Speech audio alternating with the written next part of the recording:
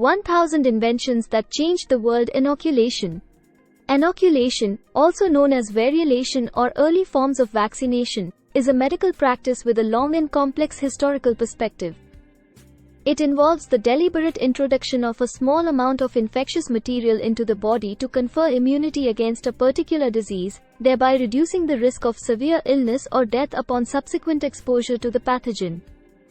The origins of inoculation can be traced back to ancient civilizations in China, India, and the Middle East, where individuals observed that exposure to mild forms of infectious diseases could provide protection against more severe forms of the same illness.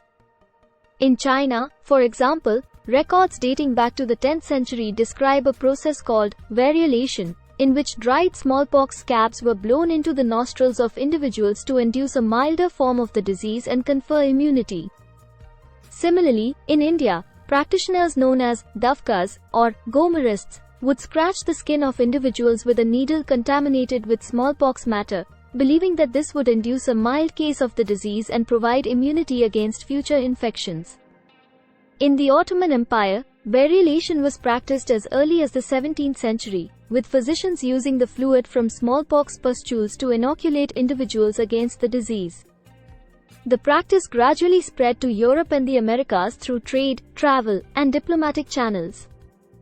In the 18th century, variolation gained widespread acceptance and popularity in Europe, particularly after Lady Mary Wortley Montagu, the wife of the British ambassador to the Ottoman Empire, introduced the practice to England after witnessing it during her travels.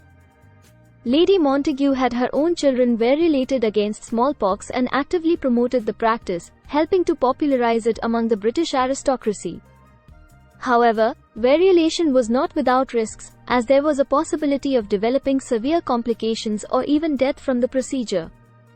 Despite these risks, the practice continued to be used as a means of protecting individuals against smallpox, which was one of the most devastating infectious diseases of the time. The development of vaccination, a safer and more effective alternative to variolation, can be attributed to the pioneering work of Edward Jenner, an English physician, in the late 18th century.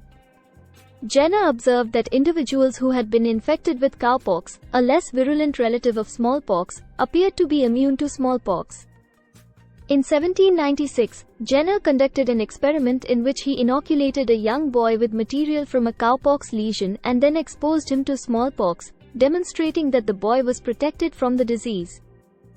Jenner's discovery laid the foundation for the development of modern vaccines, which utilize weakened or inactivated forms of pathogens to stimulate an immune response without causing disease. Vaccination eventually supplanted variolation as the primary method of immunization against infectious diseases, leading to the eventual eradication of smallpox and the control of numerous other infectious diseases. In conclusion, inoculation, in the form of variolation, played a significant role in the history of medicine and public health, providing protection against deadly diseases such as smallpox long before the development of modern vaccines. While variolation was eventually replaced by vaccination as the preferred method of immunization, its historical significance cannot be understated, as it paved the way for the eventual control and eradication of infectious diseases that once ravaged humanity.